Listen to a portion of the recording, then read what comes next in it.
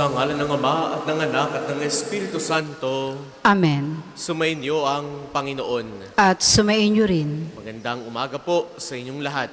Magandang umaga po, Padre. Welcome po sa inyo dito sa Pambansang Dambana at Parokya ni Santo Padre Pio. Tayo po ngayon ay nasa Miyerkules sa ikatlong linggo sa panahon ng pagdating ng ating Panginoong Hesus, ang panahon ng Adbyento. Kaya nawa, patuloy nating ihanda ang ating mga puso sa pagsilang ng ating manunubos. Kaya taminin po muna natin ang ating mga kasalanan upang tayo maging marapat gumanap sa banal na pagdiriwang. Inaamin ko sa makapangyarihang Diyos at sa inyo mga kapatid na lubha akong nagkasala sa isip, sa salita at sa gawa at sa aking pagkukulang.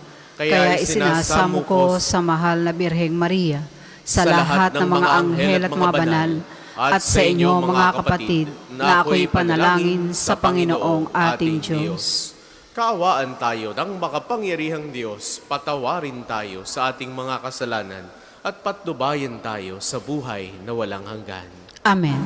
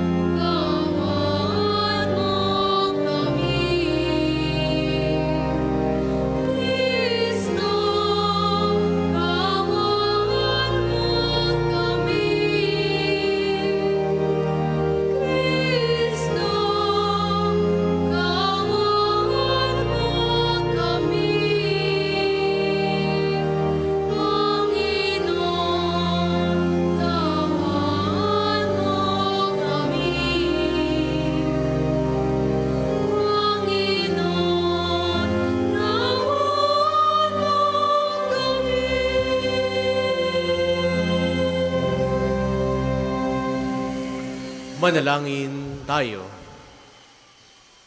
Ang maraming makapangyarihan, loobin mong ang darating na Pasko ng pagsilang ng iyong anak ay magdulot ng kagalingan sa pamumuhay sa kasalukuyan at magkaloob ng gantimpalang pang magpakailanman sa pamamagitan niya, kasama ng Espiritu Santo magpasawalang hanggan. Amen.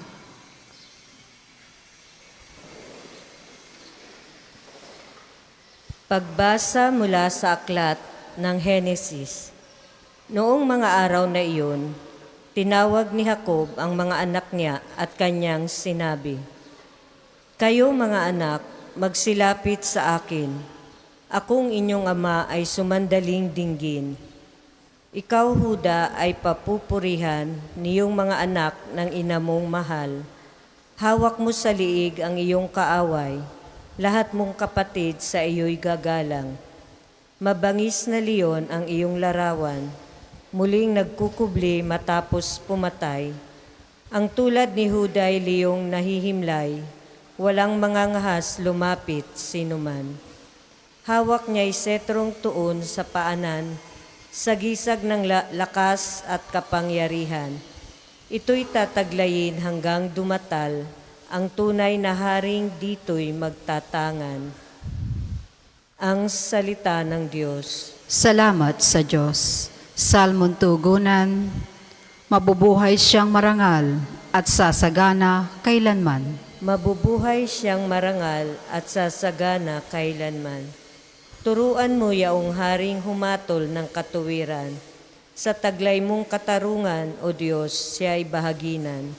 Upang siya'y maging tapat, mamahala sa iyong bayan, at pati sa mahihirap, maging tapat siyang tunay.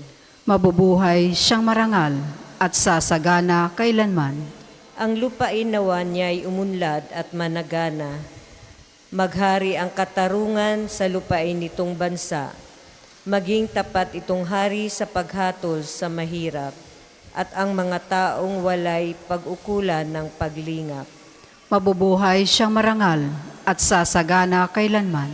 Yaong buhay na matuwid sa kanyang kapanahunan, madama ng bansa niya at umunlad habang buhay. Yaong kanyang kaharian ay palawak ng palawak, mula sa ilog Euphrates sa daigdig ay kakalat. Mabubuhay siyang marangal at sasagana kailanman. Nawaya ang kanyang ngalan ay huwag nang malimutan, manatiling laging bantog na katulad nitong araw. Nawa siya ay purihin ng lahat ng mga bansa, at sa Diyos silang lahat dumalangin. Harinawa pagpalain kaming lahat, tulad niyang pinagpala. Mabubuhay siyang marangal at sasagana kailanman. Magsitayo po ang lahat.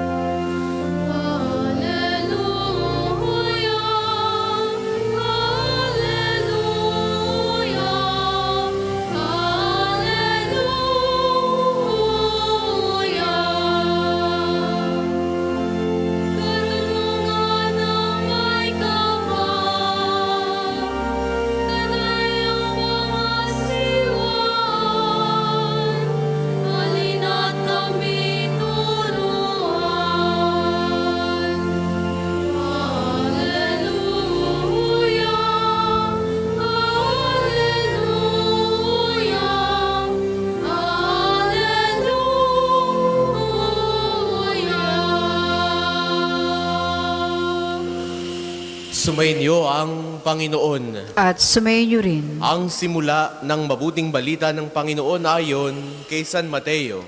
Papuri sa iyo, Panginoon. Ito ang lahi ni Jesucristo na mula sa angkan ni David, na mula naman sa lahi ni Abraham. Si Abraham ang ama ni Isaac, si Isaac ang ama ni Jacob na ama ni Juda at ng kanyang mga kapatid. Naging anak naman ni Juda kay Tamar sina Fares at Sarah. Si Fares ang ama ni Ezrom at si Ezrom ang ama ni Aram. Si Aram ang ama ni Aminadab at si Aminadab ang ama ni Naazon na ama naman ni Salmon. Naging anak ni Salmon kay Rahab si Booz at naging anak naman ni Booz kay Ruth si Obed. Si Obed ang ama ni Hese na ama ni Haring David. Naging anak ni David si Solomon sa dating asawa ni Urias. Si Solomon naman ang ama ni Roboam. Si Roboam ang ama ni Abias at si Abias ang ama ni Asa. Si Asa ang ama ni Josaphat at si Josaphat ang ama ni Horam na siya namang ama ni Ozias. Itong si Ozias ang ama ni Hotam na ama ni Akath. At si Akas ang ama ni Ezekias. Si Ezekias ang ama ni Manases at si Manases ang ama ni Amos na ama naman ni Hosayas. Si Hosayas ang ama ni Jeconias at ang kanyang mga kapatid. Panahon noon ng pagkakatapon ng mga Israelita sa Babylonia. Matapos ang pagkakatapon sa Babylonia, naging anak ni Jeconias si Salatiel na ama ni Zorobabel. Si Zorobabel ang ama ni Abiud na ama ni Eliakim. At si Eliakim ang ama ni Azor. Si Azor ang ama ni Sadok na ama ni Akim. Itong si Akim ang ama ni Eliud, si Eliud ang ama ni Eleazar, si Eleazar ang ama ni Matan, na ama ni Jacob, at si Jacob ang ama ni Jose, na asawa ni Maria. Si Maria naman ang ina ni Jesus na tinatawag ni Kristo. Sa makatuwid, 14 ang salinlahi mula kay Abraham hanggang kay David. 14 mula kay David hanggang sa pagkakatapon ng mga Israelita sa Babylonia. At 14 din mula sa pagkakatapon sa Babylonia hanggang kay Kristo. Ang mabuting balita ng Panginoon. Pinupuri ka namin, Panginoong Heso Kristo. Sa inyo pong lahat na naririto at nakikibahagi sa ating banal na pagdiriwang, sa mga sumasama po sa atin sa ating Facebook Live, sa inyo po, minamahal naming mga Pilgrims of Hope, magandang umaga po sa inyong lahat. Kapag tayo nakikipagkilala sa isang tao, bukod sa itatanong ang pangalan, agad ang kasunod nito ay, taga saan ka? Maaaring dumating sa punto ng usapan na, sino baga ang tatay mo? O anong pamilya ka? With that conversation, we can trace one's family tree. Taga Batangas ka pala. ay ako'y taga Batangas din, ika. Ang tatay mo baga ay si ganito. Mamaya, darating sa punto, aba kayo pala'y magkamag-anak. At nangyayari ito, no? Hindi natin nakalain na makakatagpo ka ng isang kakilala o isang kamag-anak sa isang malayong lugar. At ito ang nangyari kay Jesus. Maaaring narinig natin mula sa mabuting balita para sa araw na ito ang pagbabanghay ng iba't ibang mga pangalan. Ano yung matututunan natin dito? Maaaring para sa iba, ano naman pakialam ko dito sa mga pangalang ito?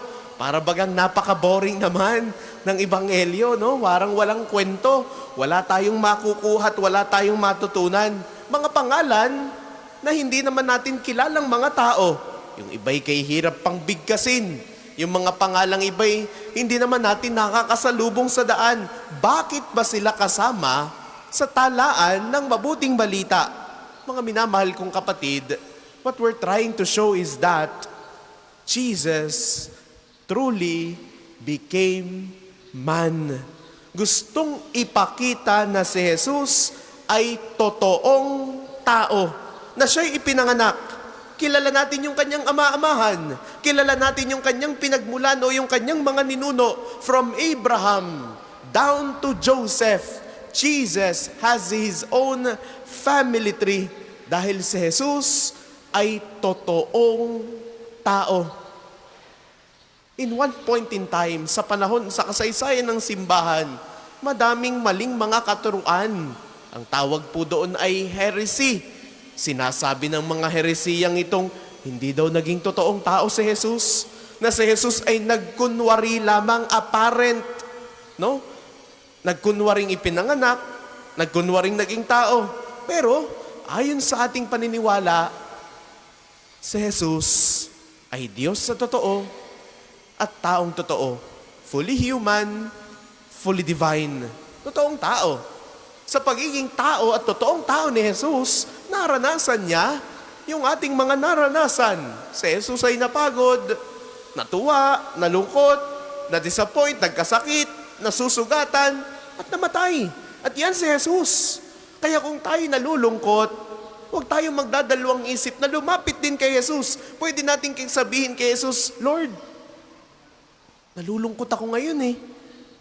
Samahan mo naman ako. Maiintindihan ka ni Jesus dahil naramdaman din niya yan.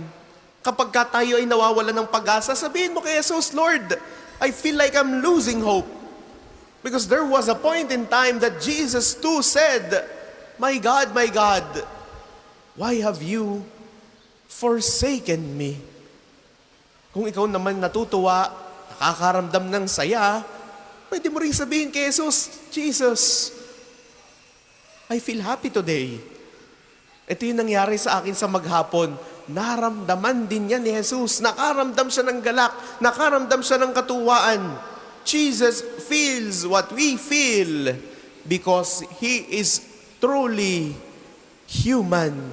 At ito ang naisituro sa atin, number 1, ng mabuting balitang napakinggan natin mula sa mabuting balita. Number 2, there is no perfect family. Ang mga ninuno ni Jesus ay hindi rin perpekto. There is no perfect family. Some are just good in covering it up. Yung iba, magaling lang naman magtago, no? Wala namang perpektong pamilya. Kahit may makikita kang isang family picture, mga nakangiti, ang mga taong naroroon, alam natin sa likod noon, maaaring mayroong masalimut na kwento. Baka may pagkakataong hindi nagkasundo-sundo, nagkabangayan, nagkatampuhan, but despite all that, the smile in their faces still remains. There is no perfect family. Bakit? Because there are no perfect persons. And family is composed of persons. Ang pamilya ni Jesus hindi nakaligtas dyan. Ganoon din. Tingnan na lamang natin yung mga binanggit na mga pangalan kanina. Ang iba sa kanila, mga mamamatay tao. Mga may kalaguyo. Tingnan natin si Haring David, ang haring mapangabuso, ang haring kilala sa kanyang pambababae, ang haring naging makasarili, ang haring naging kriminal sa pagpapatay sa kanyang mga kalaban. Kita ninyo, nabanggit din sa mabuting balita, nagkaroon siya ng anak sa asawa ni Uriah. Ito'y kabit ni David. Ang pinagbulan ni Jesus ay binubuo ng mga tao na may kanya-kanyang kahinaan tulad ng bawat pamilyang mayroon tayo. May kahinaan, may imperfection. Because again, there is no perfect family. Pero hindi nangangahulugan na may kaisipan tayong, wala naman palang perpektong pamilya. It doesn't mean that we should stop to strive to be perfect. Kung di man perpekto, magsumikap tayong mabawasan yung mga imperfections na ito.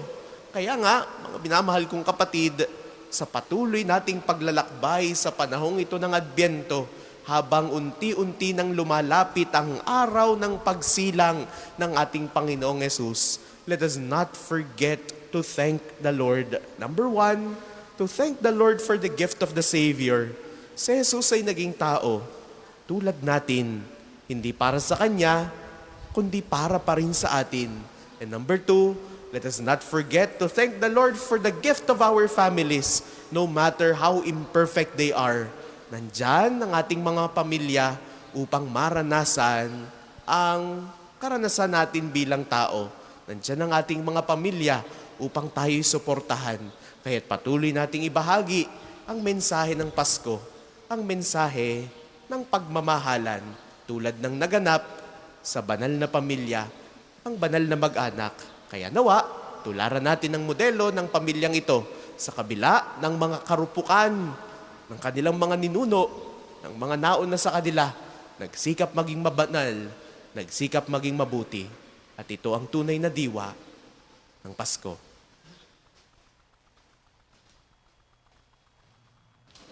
Para po sa maghahandog na sobre, pakihulog na lamang po sa buslo.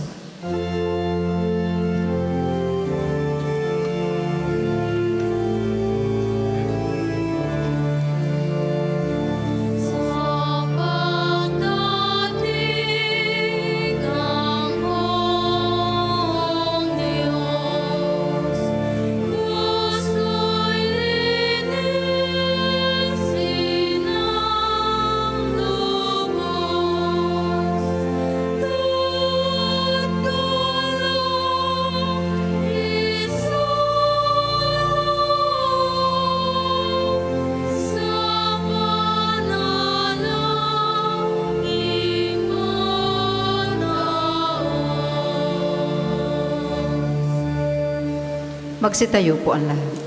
Manalangin kayo mga kapatid upang ang paghahain natin ay kalugdan ng Diyos amang makapangyarihan.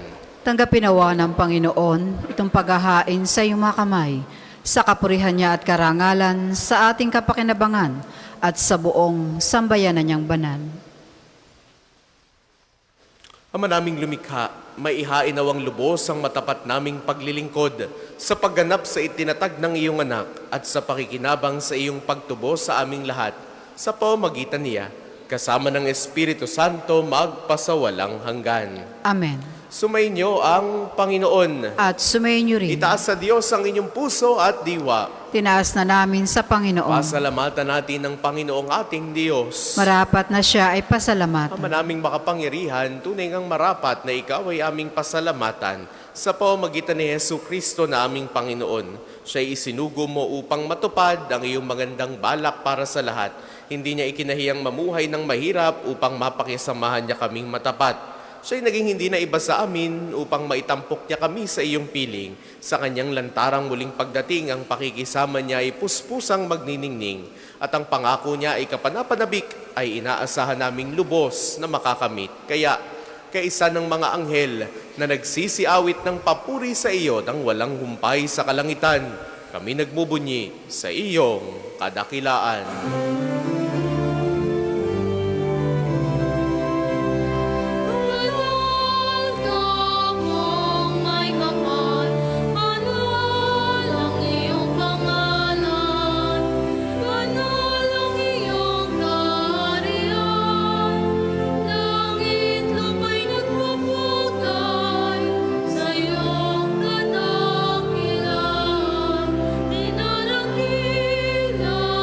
Ng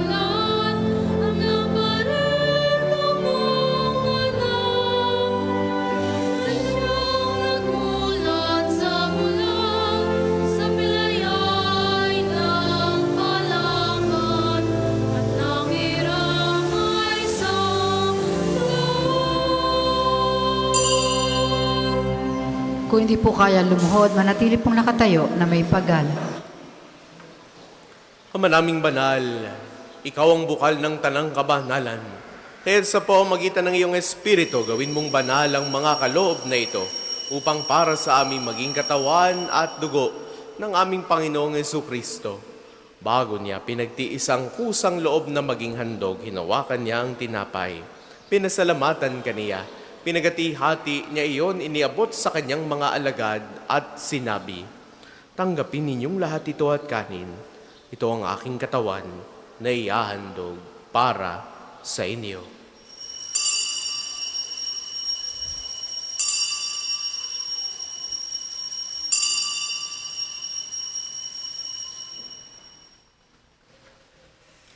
Gayun din naman, noong matapos ang hapunan, hinawakan niya ang kalis.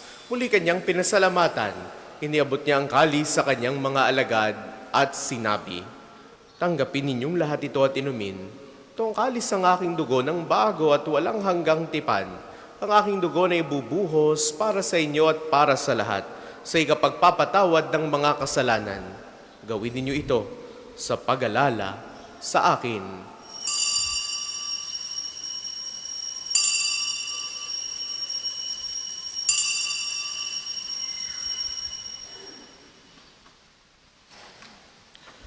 Ipagbunyi natin ang misteryo ng pananampalataya. Si Kristo'y namatay, si Kristo'y nabuhay, si Kristo'y babalik sa wakas ng panahon. Ama, ginagawa namin ngayon ang pag-alala sa pagkabatay at muling pagkabuhay ng iyong anak, kaya tiniaalay namin sa iyo ang tinapay na nagbibigay buhay at ang kalis na nagkakaloob ng kaligtasan. Kami nagpapasalamat dahil kami iyong minarapat na tumayo sa harap mo para maglingkod sa iyo. Isinasamo namin kaming magsasalo-salo sa katawan at dugo ni Kristo ay mabuklod sa pagkakaisa sa pamamagitan ng Espiritu Santo. Ama, lingapin mo ang iyong simbahang laganap sa buong daigdig. Puspusin mo kami sa pag-ibig kay San Leon na aming Papa, ni Gilbert naming Obispo at ng Tanang Kaparian. Alalahanin mo rin ang mga kapatid naming nahimlay nang may pag-asang sila'y muling mabubuhay. Gayon din ang lahat ng mga pumanaw. Kaawaan mo sila at patuloyin sa iyong kaliwanagan. Kaawaan mo at pagindapatin kaming lahat na makasalo sa iyong buhay na walang wakas. Kaisa ng mahal na Birheng Maria na ina ng Diyos, ni San Jose na kanyang kalinis-linisang esposo, kaisa ng mga apostol at ng lahat ng mga banal tulad ni Santo Padre Pio na namuhay dito sa daigdig ng kalugod-lugod sa iyo.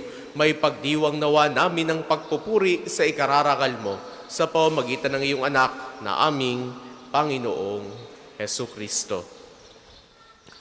Sa pamamagitan ni Kristo, kasama niya at sa Kanya ang lahat ng parangal at papuri ay sa iyo, Diyos amang makapangyarihan, kasama ng Espiritu Santo magpasawalang hanggan.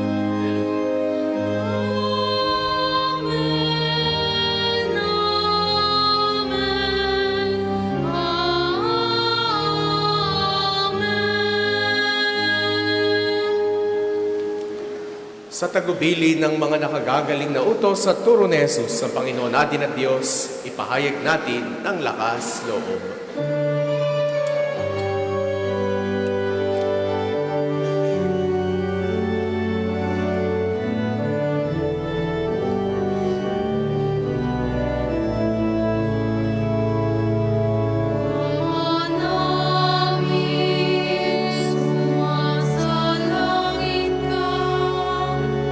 Sambahin ang ngalan mo,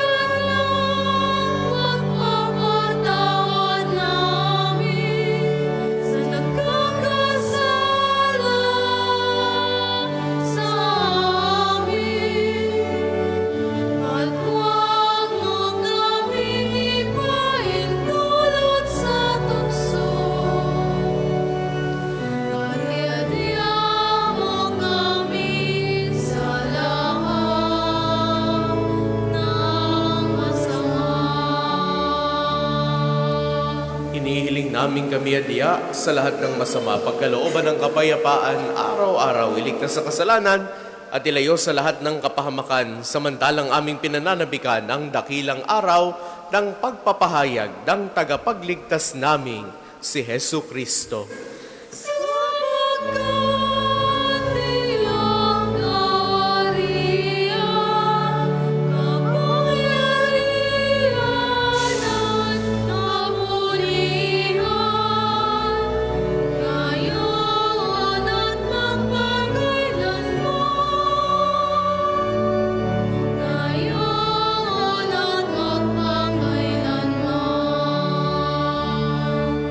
Panginoong Jesucristo, sinabi mo sa iyong mga apostol, kapayapaan ang iniiwan ko sa inyo, ang aking kapayapaan ang ibinibigay ko sa inyo. Tunghayan mo ang aming pananampalataya at huwag ang aming mga pagkakasala.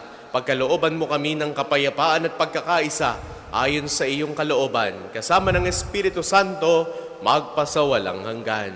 Amen. Ang kapayapaan ng Panginoon ay laging sumainyo. At sumayin niyo rin. Magbigayan kayo ng kapayapaan sa isa't isa. Peace be with you. Kordero ng Diyos, nag-aalis ng mga kasalanan ng sanlibutan, maawa ka sa amin. Kordero ng Diyos, nag-aalis ng mga kasalanan ng sanlibutan, maawa ka sa amin. Kordero ng Diyos, nag-aalis ng mga kasalanan ng sanlibutan, pagkaloob mo sa amin ang kapayapaan. Kung di po kayang lumuhod, manatili pong nakatayo na may paggalang.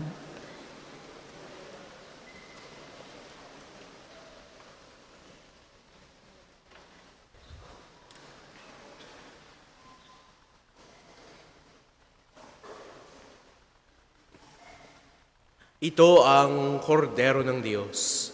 Ito nag-aalis ang mga kasalanan ng sanlibutan. Mapalad ang mga inaanyayahan sa kanyang piging. Panginoon, hindi ako karapat-dapat na magpatuloy sa iyo, ngunit sa isang salita mo lamang ay gagaling na ako.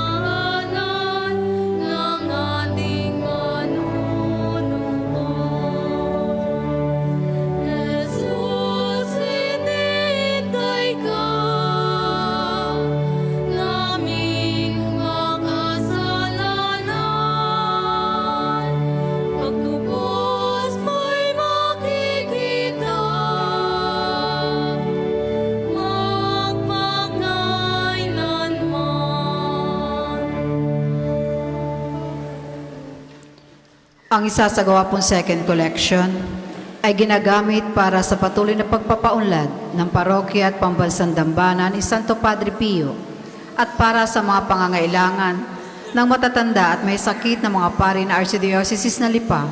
Salamat po sa inyong mga handog.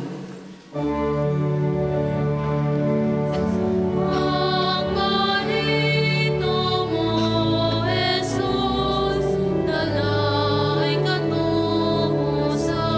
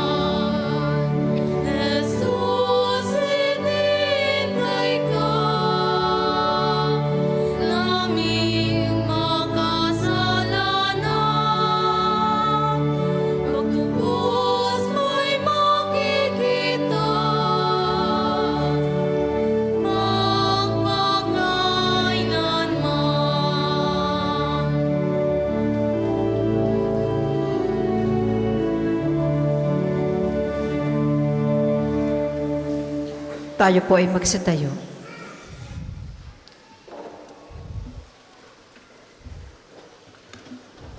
Manalangin tayo.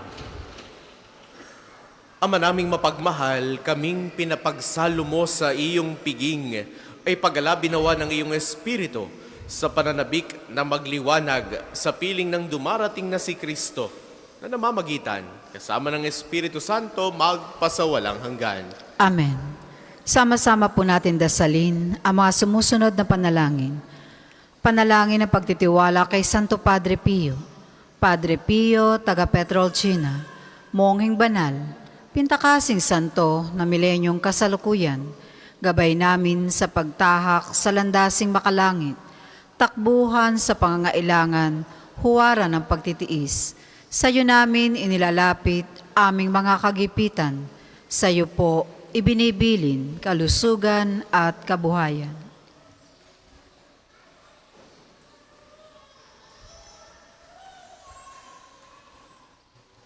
Di man karapat-dapat, kami po ay pagbigyan, bendisyonan at basbasan, maging ganap sa buhay. Lumayo nawa kami, umiwas sa kasalanan, lumapit lagi sa Diyos, maging matatag at matibay.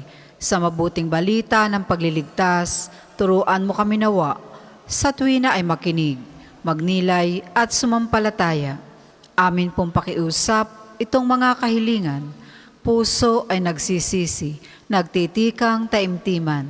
Di na muling magkasala, sunod lagi sa Diyos Amang, kaysa ng Espiritu at ni Jesus na tagapamagitan. Amen.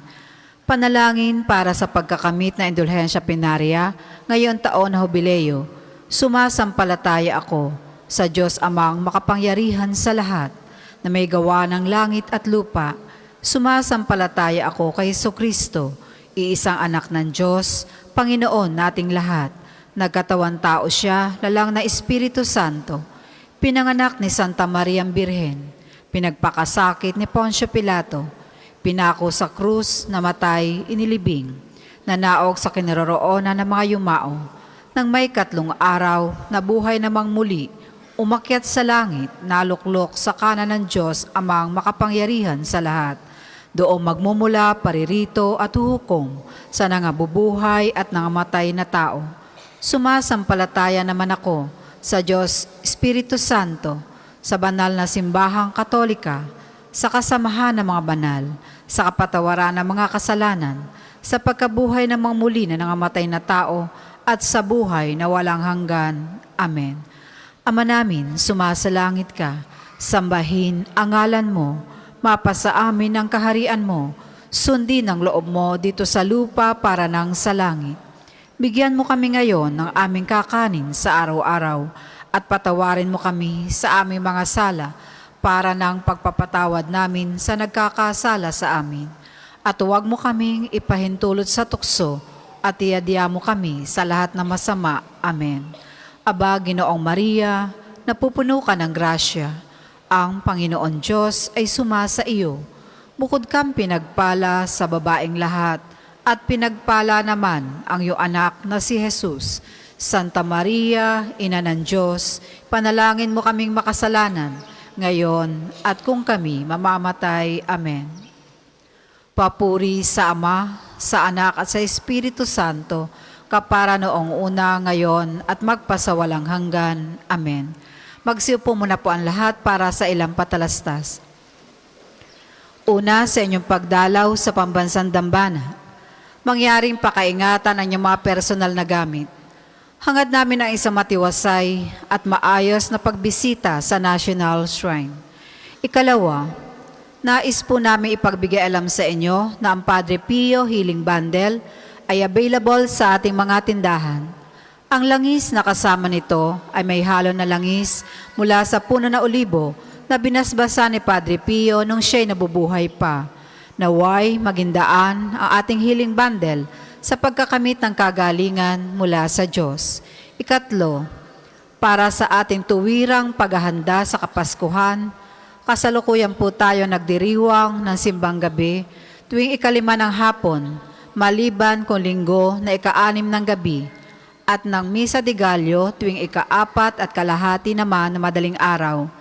Kayo pong lahat ay naanyayahang makiisa at mangyari magabayan ng mga schedule na nakapost sa ating FB page. Sa mga misa pong iyon, ay hinihikaya tayong mag-alay ng mga goods gaya ng bigas, delata, noodles at mga katulad nito na ating ibabahagi sa mga kapatid natin nangangailangan ngayong Kapaskuhan. Ang susunod pong misa ay sa ganap na ika-12 ng tanghali. Maraming salamat po at mangyaring panatilihin natin ang kalinisan, katahimikan at diwa ng pananalangin sa loob at labas ng simbahan.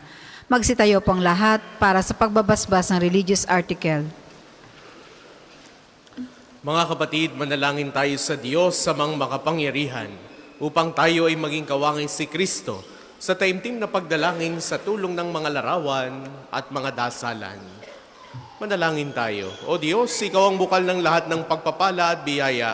Ibuhos po ninyo ang inyong bendisyon sa mga gamit na ito sa pananalangin, mga rosaryo, imahen, dasalan, langis, miracle robes at healing bundles na nagpapaalala ng iyong kabutihan, kabanalan at pagmamahal sa amin upang ang lahat na dumulog at magdasal gamit ang mga ito ay magtamo ng iyong awa at biyaya. Loobin mong tularan namin ang kabanalan at aral ni Kristo at ng mga santo magpasawalang hanggan. Amen.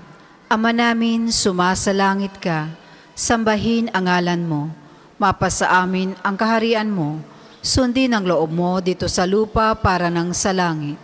Bigyan mo kami ngayon ng aming kakanin sa araw-araw at patawarin mo kami sa aming mga sala para ng pagpapatawad namin sa nagkakasala sa amin. At huwag mo kaming ipahintulot sa tukso at iadya mo kami sa lahat na masama. Amen. Aba, Ginoong Maria, napupuno ka ng grasya. Ang Panginoon Diyos ay sumasa iyo. Bukod kang pinagpala sa babaeng lahat, at pinagpala naman ang iyong anak na si Jesus. Santa Maria, Ina ng Diyos, panalangin mo kaming makasalanan, ngayon at kung kami mamamatay. Amen. Papuri sa Ama, sa Anak at sa Espiritu Santo, kapara noong una, ngayon at magpasawalang hanggan. Amen. Papuri sa Ama, sa Anak at sa Espiritu Santo, kapara noong una, ngayon at magpasawalang hanggan. Amen. Papuri sa Ama, sa Anak at sa Espiritu Santo, kapara noong una, ngayon at magpasawalang hanggan. Amen.